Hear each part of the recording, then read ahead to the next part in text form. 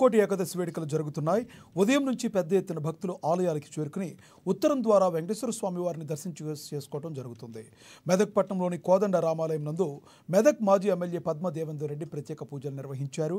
అందరికీ ముక్కోటి ఏకాదశి శుభాకాంక్షలు తెలుపుతూ రాష్ట్ర ప్రజలందరూ బాగుండాలని కోరారు.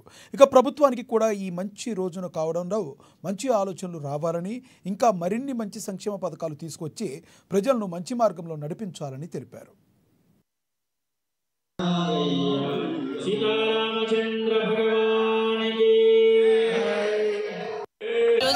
ఏకాదశి వైకుంఠ ఏకాదశి జరుపుకుంటున్న మా మెదక్ నియోజకవర్గ అక్క చెల్లెలకు అన్నదమ్ములకు అందరికీ శుభాకాంక్షలు.